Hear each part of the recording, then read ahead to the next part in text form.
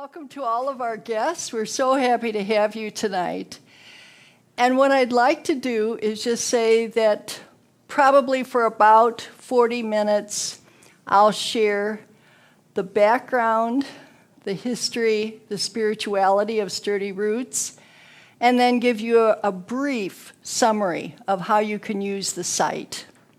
So that's the plan, with about 15 minutes of questions at the end.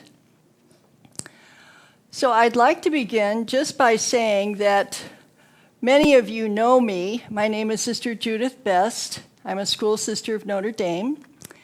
And I've always found our history wonderful. I have said to people I wouldn't spend 10 minutes on it if it was boring. Wouldn't bother. But we have the most amazing history.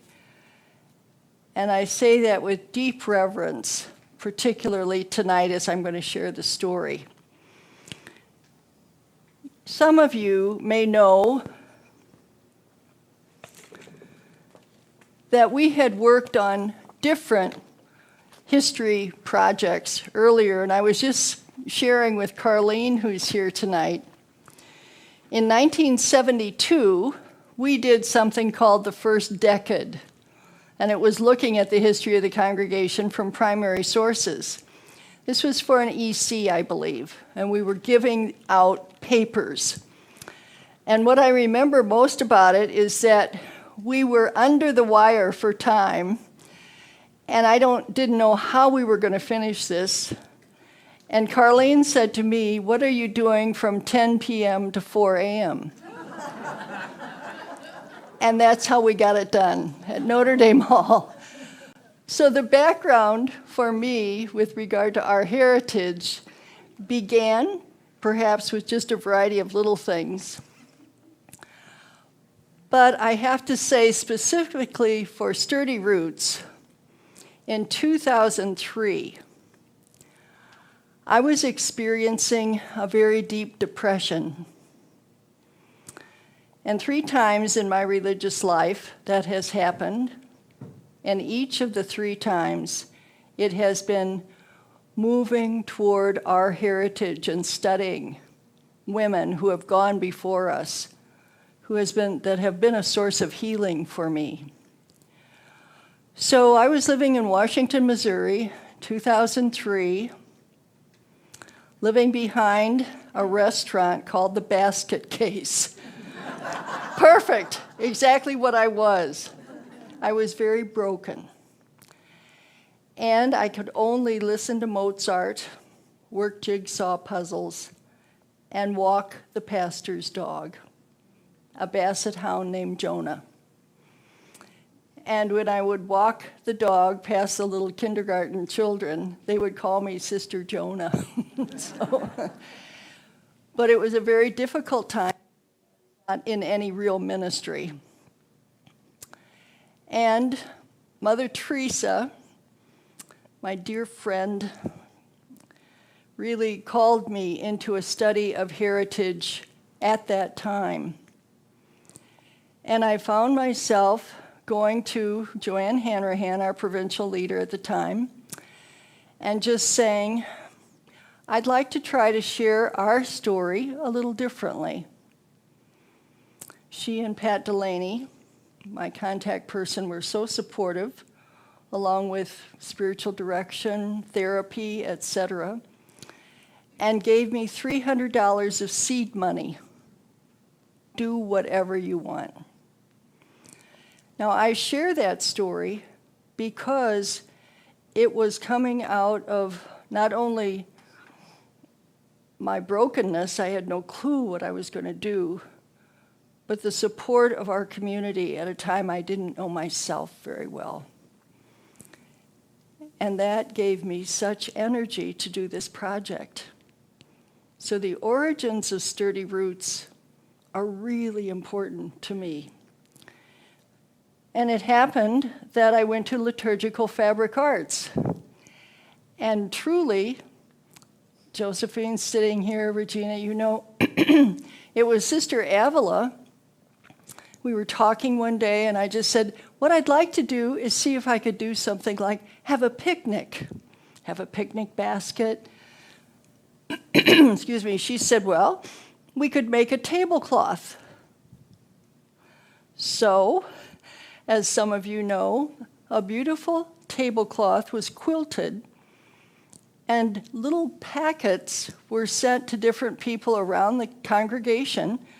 So people were stitching from Kyoto or El Progreso or Waterdown, Ontario. And we had a wonderful opportunity to share this picnic basket, which has a wonderful quilted tablecloth, which I'm sure many of you have seen at times past.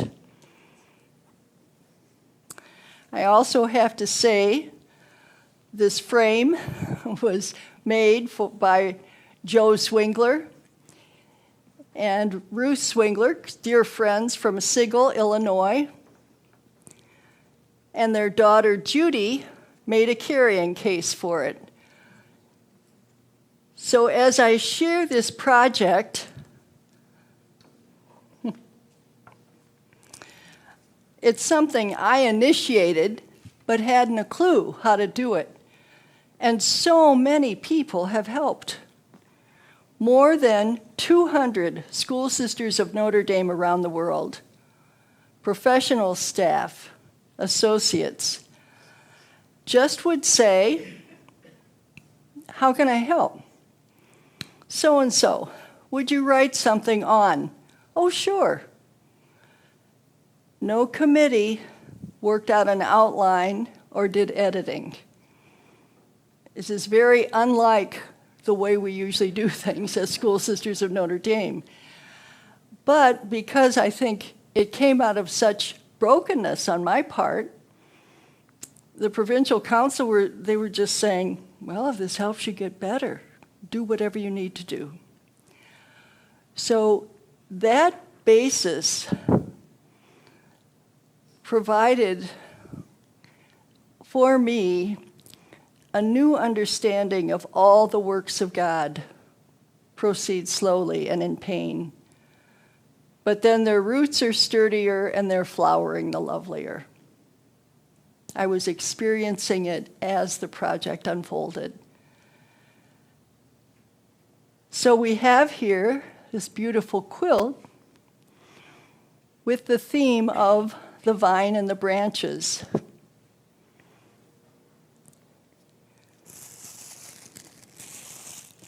And by the way, you may know that a basket, a filled basket, is a symbol of the womb.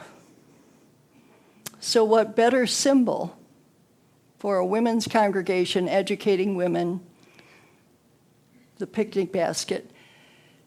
And amazingly enough, wrote a grant to the Longaberger Basket Company. They make classic, fine baskets. They gave us 16 of their classic picnic baskets. And that's what you see here.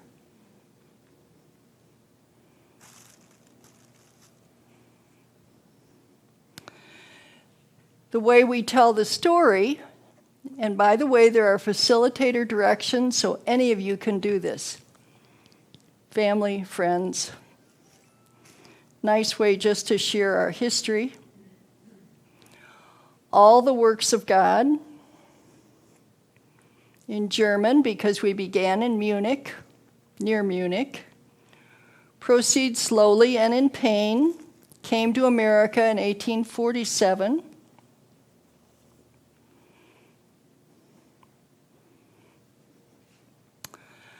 But then their roots are sturdier. Japanese, 1947. And they're flowering the lovelier in Spanish. And our sisters being in Honduras, 1956, etc. So it's a quick way just to begin to tell the story of our internationality. Now I have to tell you, In Washington, Missouri, I really was much loved by a choir. Many of you know the Borgia Choir. And so 5 of those couples, I sort of initiated having a picnic in Doris Nelke's house. Many of you know Doris. And I'll never forget, we had beer and brats and just a regular picnic supper. And it turned out that at a certain point, I brought out the basket, had the tablecloth, and I said to them, our community motto is all the works of God proceed slowly and in pain. Have you ever had an experience of that? One woman looked at her husband. He said, I know exactly what you're going to say. Yes, she said, I was ironing. And you came home from work. I think we had three children. And you said to me, I don't think we're compatible. And as she was telling the story, she began to cry. And he finished it for her by saying, I was a macho man. It's all I'd ever seen. German background, etc. And you wanted to be a partner in marriage. And I didn't know how to handle that. She picked up the conversation again and said, and somehow we worked it out. All the works of God proceed slowly and in pain, but then their roots are sturdier and their flowering the lovelier. Are there any roots that you see because of this experience? Oh, yes, they both said. We have 5 children, and they've all married partners. All the works of God proceed slowly and in pain, but then their roots are sturdier, and their flowering the lovelier. Well, this is how this project began. And it also, coming over here now to use the computer,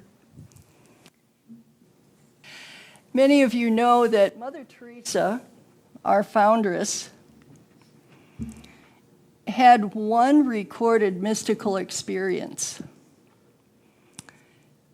At the age of 25, a busy lay teacher, she must have been praying over John 15, where Jesus said, I am the vine, you are the branches. And something happened. And she wrote this of that experience.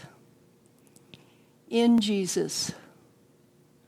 I write this now in Jesus, who has shown me indescribable mercy, excuse me, and shared with me his poverty, hardships, suffering, anxiety, and need. This is from her letter of March 16th, 1822. And those are all words that are harsh.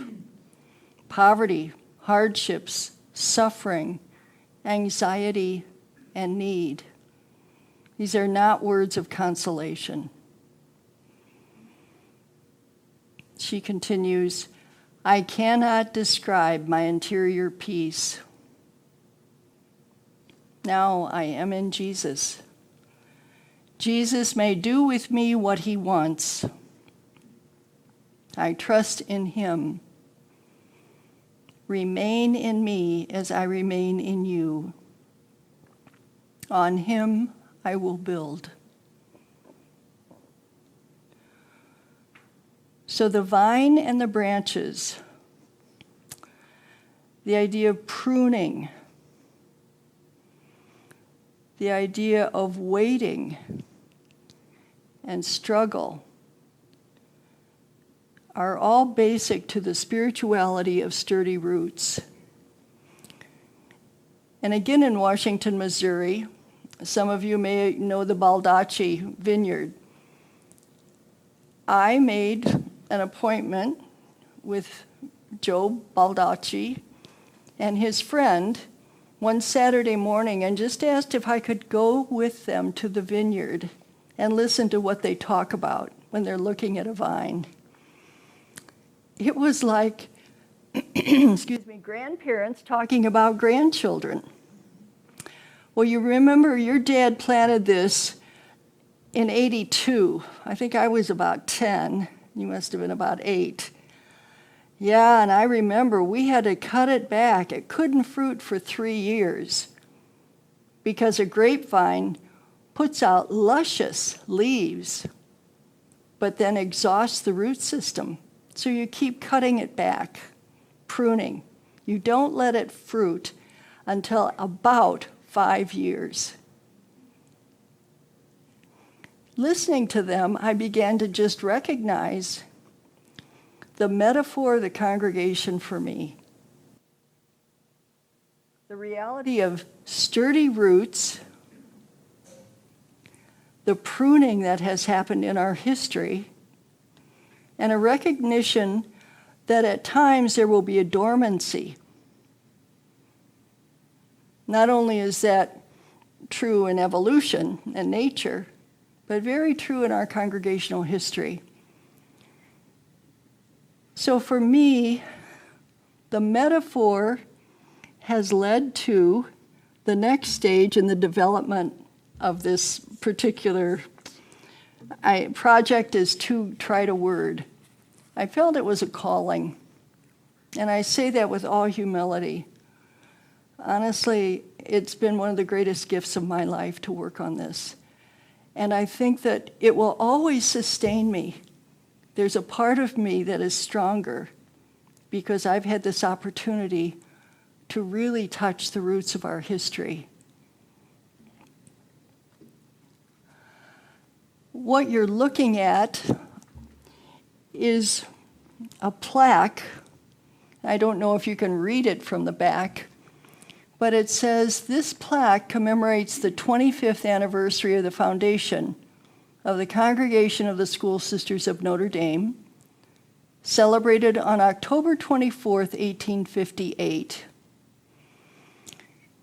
Now, you can't see this, but on the left, the picture on the right is inserted in that second set of figures. And what you're seeing on the right is a school sister of Notre Dame with 2 little white children and an African child. This is 25 years after we were founded. 25 years. Mother Teresa hoped to provide education to African children as narrated in letters 2650 and 2787. Part of what you have in Sturdy Roots are all these primary sources. So, if we open letter 2650 and read it, I'm sure you can't read it, but we've got it on high. We can't make it any clearer. This is July 6, 1858, acceptance of African girls by convents of women religious. And it's from the royal government of Upper Bavaria. Complying with the royal directives regarding the above, the respectfully undersigned submits the following statement to the royal government. Approximately 3 years ago, when there was a question of bringing some African girls to Bavaria in order to teach them Christianity, win them for the reign of God, and save their souls, the poor school sisters were also asked whether they, like other convents here and abroad, would accept some of these girls for the love of God. We agreed to accept 7. A short time later, they arrived in the most pitiful condition. Father Olivieri bought them at a slave market in Cairo in order to help them save their mortal souls. Court chaplain Joseph Ferdinand Müller from Munich, who is benevolent and zealous for all things good, immediately provided what was needed for some of these children, and the religious institute accepted the others at its own expense. She goes on in the letter, which I'm not going to read the whole thing, but says we accepted them, and then there's a second letter which says all of them died but one. And she remained as Black Helene, I believe, in our Munich mother house. My point being, when we look at our history, and particularly the history of Africa, it's very early on. And you think how wonderful it was for her to have such a wonderful, wide vision so early in the congregation.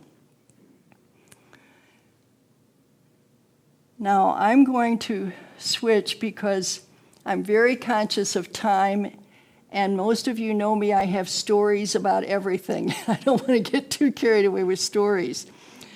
So I want to, first of all, tell you that, again, more than 200 school sisters of Notre Dame, professional staff, archivists, associates, have helped with this. And I'm looking at Carol Marie, so grateful for your work in archives. And I'm going to go now and just show you, I hope, the home page here and just walk through that with you. And maybe I did this so you can see how to get into the site. No passwords needed, nothing. Go to any search engine and just type out sturdyroots.org. Okay, I just want to point out, how did it get from the tablecloth to this technology? Well, I went to Milwaukee for a meeting, and I can remember talking to Sister Mary Luke Baldwin. Now, Sister Mary Luke Baldwin is a mainstay for this wonderful Sturdy Roots. You know her background, general counselor, traveled under all kinds of duress with regard to communism, etc., has a background in communications, outstanding in photography, and most of all, her experience of the congregation, one of the writers of You Are Sent, etc. So she befriended me in a way that we are soul sisters. She is very dear to me. Working together, coordinating, this might be a good idea. I don't think this might be a good idea. Why don't you check it out with Mary Ann Kuttner, another wonderful person who was part of all of this, etc. But when I was in Elm Grove, she said, I think you should meet somebody. His name is Mark Breaker. Mark worked in communications at the time and a genius with regard to web design. He said to me, and I didn't show you all that's in the basket, but we had written up what we called a family tree, all of it written. He said, you could put this on, at this time, a CD. Okay, so this is 2005. And the CD looks something like this. I'm sure some of you have used it. This was 2008. It became a DVD. And then this is a DVD with the videos, some of the videos from Sturdy Roots. I didn't mention that, but there are wonderful video clips on Sturdy Roots. So, for example, if you're interested in seeing the beatification of Mother Teresa, click on that and you can see the actual beatification. Or Mary Margaret Johning blessing the group calling us to prayer, etc. So Sturdy Roots is comprised of letters, chronicle entries, audio and video clips, so that the story tells itself. It's not a third person telling you what they said. Anyway, Mark Brager said, I think I could do this for you. I thought, you don't know me. At the time, again, I was living in Washington, Clover Bottom, Missouri. Our internet provider was called Your Hometown Internet. And obviously, they were very helpful to me. I don't want to down them in any way. But in 1 week, a modem blew out twice because of a thunderstorm. And those were the kinds of things that we were dealing with. Now, I would talk to Sister John Lalonde, again, whom we all know. Could you help me with this? I've shown you that 4 times, she'd shout at me. I said, I know, but I forgot. So truly, the fact that I was the one working on all this, I just thought, you've got the wrong person. But needless to say, good people just kept making it happen. So I want to mention especially Kathleen Bauer and Marianne Owens on our provincial council, who saw the worth of Sturdy Roots and authorized it being refreshed. And that really means a great deal to me. Part of it, they studied Google Analytics, which shows that there was a worldwide audience for Sturdy Roots. Also, I want to mention Diane Meidel in IT, Amber Norcutt, IT, who we have worked together for the past 2 years. And they are the ones who have done this beautiful refreshing. And Jake, as director, did a wonderful job. So I'm very grateful to all of them. Needless to say, getting back to this reality, what we have in the new Sturdy Roots is a better alignment, that it's more user-friendly. And particularly, and these are little things, but they're big to me, the 10 languages of the congregation are available. Sturdy Roots via computer, as we know, is not a good translation necessarily, but at least it's something. The search engine is much, much better. So you can search a name or an event, and if you put it in quotation marks, you'll find it much easier. And I'm going to come back to this in a minute, but each of these 5 major headings all open up to a great variety of sources. I'm going to just click on Mother Caroline. So for example, you're interested in learning a little more about her, you can open this, and anything that's underlined is a whole other segment of her life. I might mention there are also facilitator directions available for everything, the basket, any of the topics that are included, so you can look at those facilitator directions. And as educators, try it with your family some Thanksgiving. Just pretend they want to know something about your family as we hear about the grandchildren, etc. Don't be afraid to share it. Let me just give you one little example here.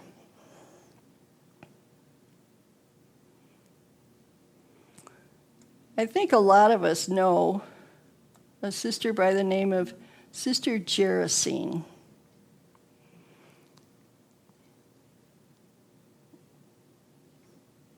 When she was in her 90s, I went out to the villa and interviewed her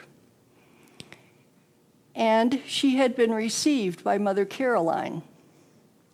So I'm saying to her, Jerry, can you describe what Mother Caroline looked like? Oh, she says, she had this kind of grovelly voice. Oh, she was tall and stately and pretty well filled out. Do you remember having a conversation with her? Oh, yes.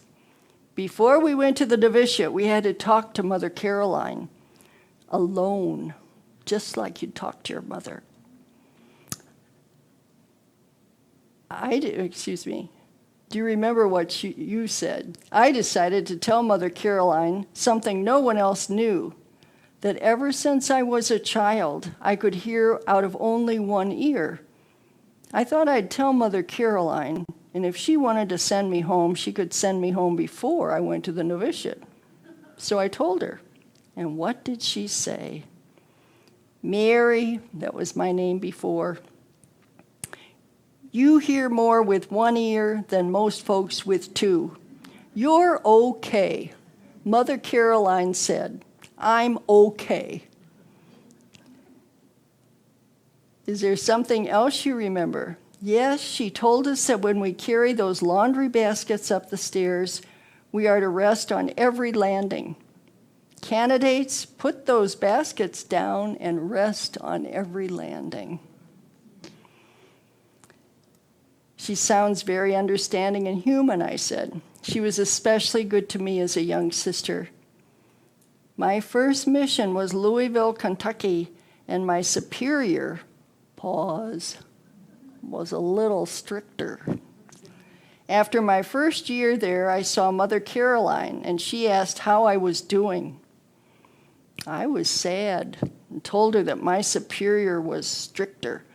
And she said to me, Mary, I'm going to give you a good superior. And she sent Mother Philemon, who was a good superior. I could see that she was getting a little tired, so I concluded the interview and said, thanks, Jerry, for sharing those memories with me. And as I left her, I heard her saying out loud, and Mother Caroline said, I'm okay.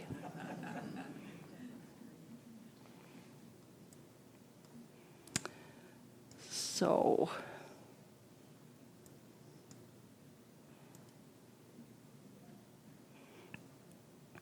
each of these topics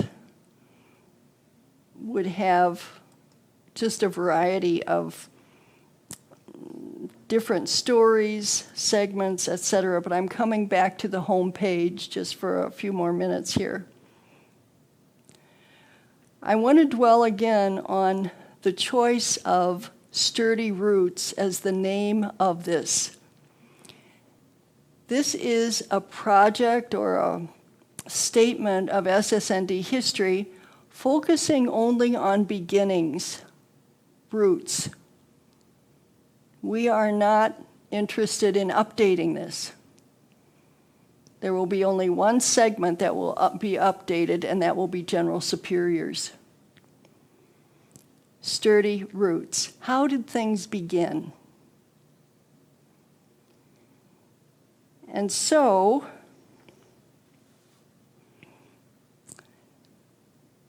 down here we have these different beginnings, etc.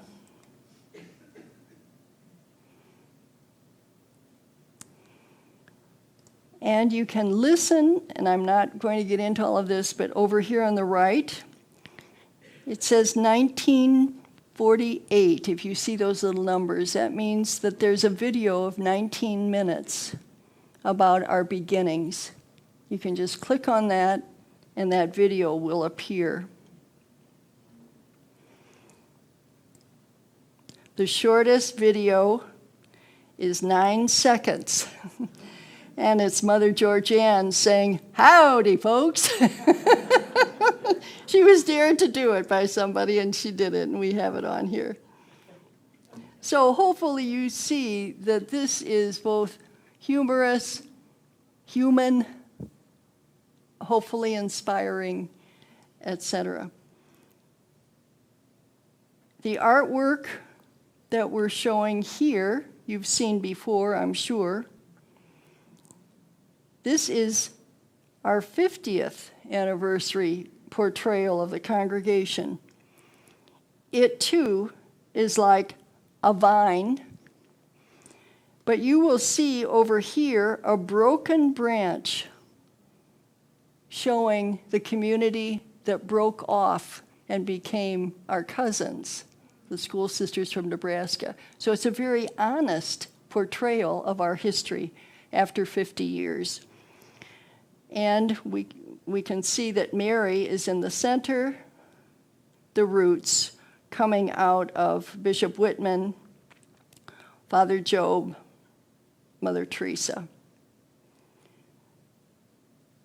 So the artwork is placed here for a purpose. Everything in this project or this website is based on building the spirituality of recognition both of sturdy roots and the pruning that has happened to us as a congregation.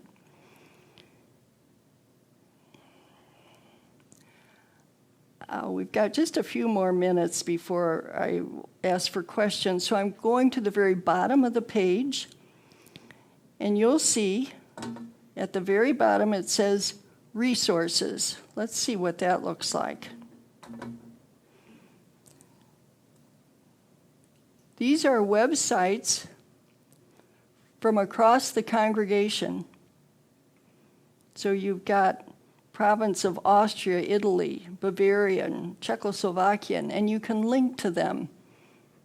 A wonderful opportunity to taste and see our internationality. We also have educational institutions and ministries sorted by provinces. Again, this is a little small in print, but you can go to the Bavarian province and see what their ministries are, etc.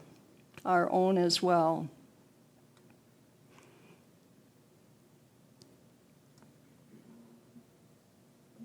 Excuse me, Judy. Sure. You said that it's not updated because it's about roots. So Right. When you're talking ministries or something, that's current. What we did was, if you're interested in the current, you go to this site, this resource page. So for example, under education, in this segment, you won't have anything on the current reality in Bavaria.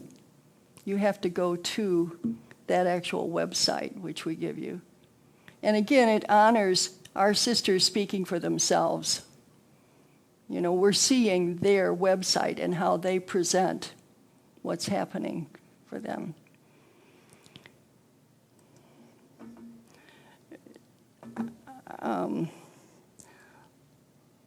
Let me just go back here. If you're like me, sometimes doing a search of such a vast amount of information, this is 4.5 gigabytes, which Mark Breger said to me, if you would try to copy everything on paper, you'd need a little red wagon to carry around sturdy roots. There's just so much here. So we have what's called a site map. And for those of us who like to read books and look at a table of contents, this is what this is. So for example, you're interested in finding out something about Mother Teresa. Well, you might go to this first segment and read something about Mother Teresa. Don't think that's all there is on Mother Teresa. Because as you go down here, or look across, Woman of the Word is an amazing look at her use of Scripture. In letter number 714, she uses 53 different Scripture quotes. Bishop Whitman, as Father Whitman, taught biblical languages in the seminary. He knew things like Arabic, Sanskrit. I mean, I'm sorry I didn't bring that with me, but it's here. You know, his new biography shows what a biblical scholar he was. Now, can you imagine young Caroline Gerhardinger, young Mother Teresa, but not for long, but going to him for spiritual direction, the richness of the word that he would have shared with her. So anyway, I just encourage you, if you're looking for something specific, be sure you look at the site map. And you'll just find, I think, a wonderful example of how you can click on any one of these. Let's just look at Teresa's Dark Night. We have a little of John of the Cross. We have a little reading from John of the Cross. We have an explanation of a little of what the Dark Night was in her life, etc. And then at the bottom, you also can find any of these topics and click on them.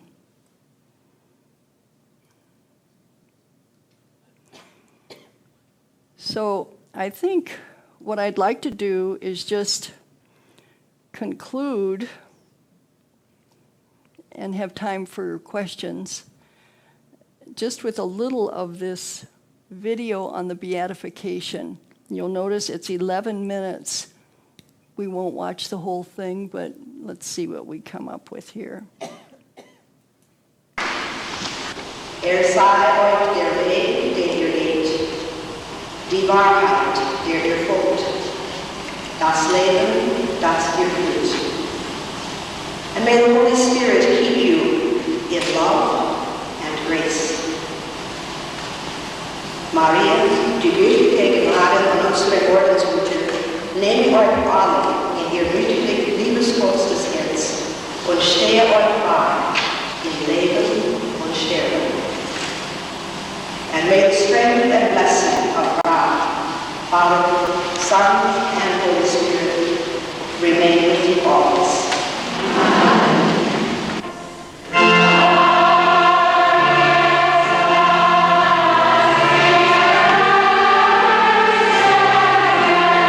At the conclusion of the ceremony, the sisters sang, "Holy God, we praise thy name," in various languages, Portuguese, Italian.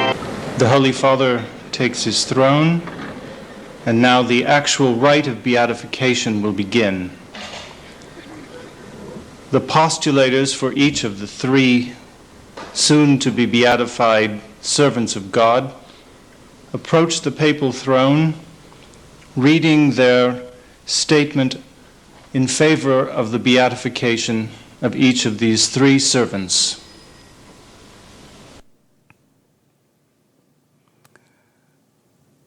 In other words, there's a lot that I hope you find of help to deepen your own sturdy roots or share them with friends. So let's just take a couple of minutes of quiet maybe, and then if you've got questions, I'll try to respond.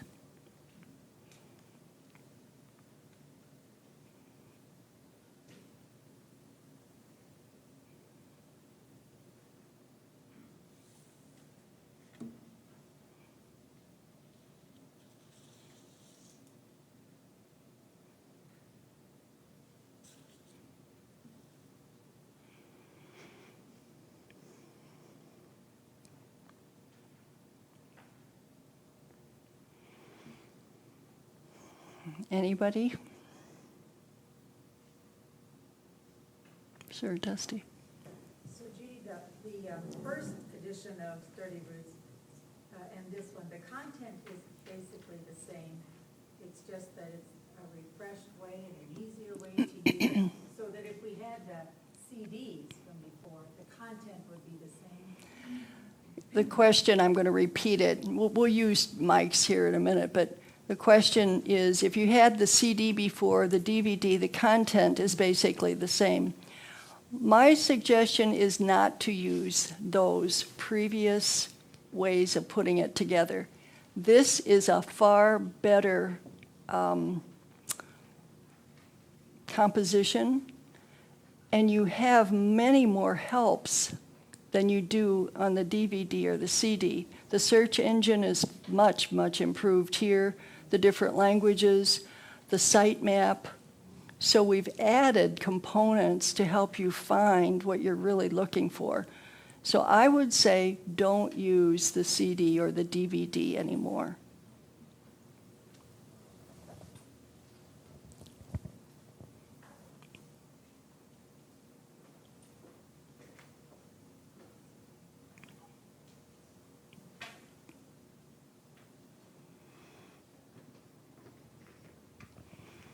Sure, Raquel. I assume that the videos are not in Spanish. You assume correctly, unfortunately.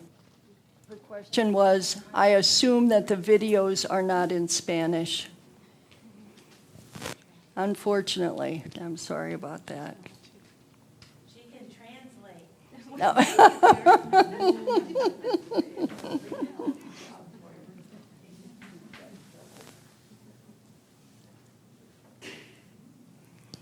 You know, while you're thinking, maybe I can share a little story. In the beginning, I didn't know much at all about the importance of needlework. And so I went to the St. Louis Art Museum and was talking to the art curator for samplers. We all know what the samplers are and what they look like. This lady was so interested in the congregational history of fine needlework. And we had quite a wonderful conversation. And maybe you all are familiar with this. I was not.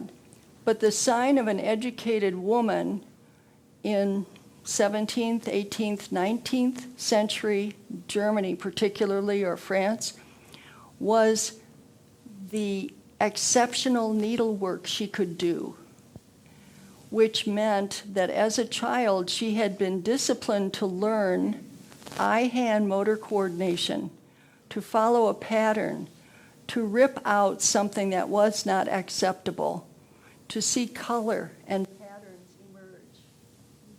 So when you see at times a painting of a woman sitting in the garden with her tapestry on her lap, that tells you she married well, she was an intelligent woman, she's disciplined, she would probably be a good wife and mother. I knew none of that. When we look at the artwork, the tapestries that students have done that are at St. Joseph's Biddle Street, some of you I'm sure have seen those tapestries. I talked to someone who worked under the arch, and at one point they requested from St. Joseph's Biddle Street that those tapestries be shown at a tapestry display that they had under the arch to show the fine work done by children. Now, all of those we have in Sturdy Roots, so you can see them. But that wonderful legacy of fine arts is very much our Sturdy Root. And gratefully to Liturgical Fabric Arts for carrying that on, and everyone who takes pride in beauty.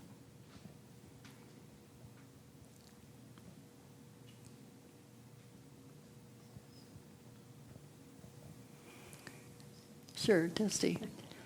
Judy, I'm wondering how you, or have you shared this in the international congregation, that something like this can go out in a message, a circular or something, now that it's in many of those, so many languages that can be done? Because sisters are learning English in different parts, but as well, those who can't at least would have an idea of things, so. I think that's a very important question. How has this gone out to the international congregation? And this would be something that communications, I think, might be working on, how to share it more widely.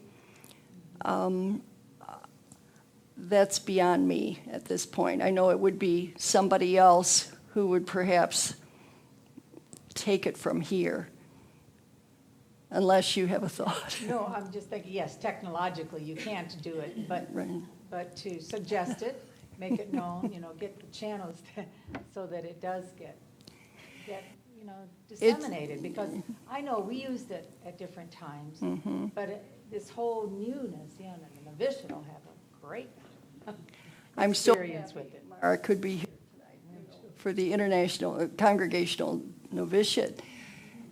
It's interesting.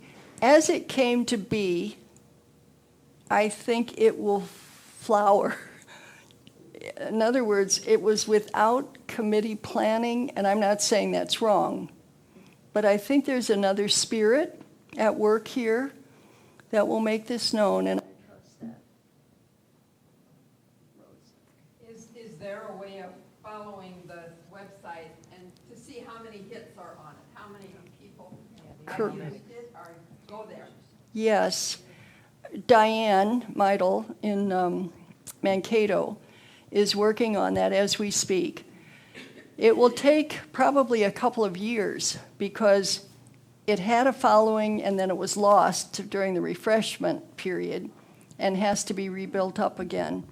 But Google Analytics is fascinating. Maybe some of you are familiar with that, and me and technology, but here we are seeing what country a person is from who goes to a particular page, how long they stay, whether they return, etc. So I know previously people from Korea and China, and you'd read the Google Analytics, and it was just fascinating to see a worldwide attempt to connect with Sturdy Roots.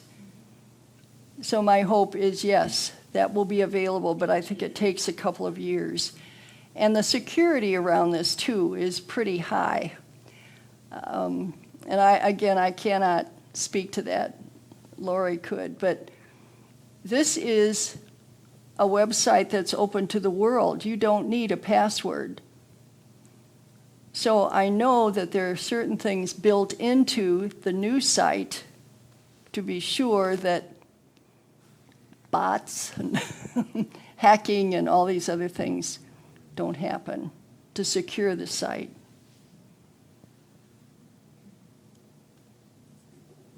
Sure, Just so Dusty. you know, also, as we're redoing the SSND.org website on the vocation piece, becoming a sister, how to become a sister thing, there is another one of the headlines or the topics is resources, and we're putting Sturdy Roots there. Good, as well. good. I think that's the way it will happen, that any group who wants to broaden the base will link it to Sturdy Roots. It's one of many, obviously. And I want to add, a couple of people have said to me, well, if you write something new, like I'd like to do something on Mother Almeida, would you link that to Sturdy Roots? No. I think it stands alone. I think we have that in the archives, and we have a wonderful archivist. Michelle is willing, Are you interested in Mother Almeida? Okay, I can send you all that's been done on her. Doesn't need to be attached to Sturdy Roots. This is just one piece that I think can stand alone.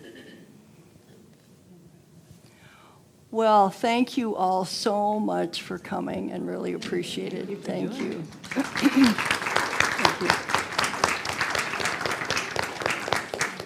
Thank you.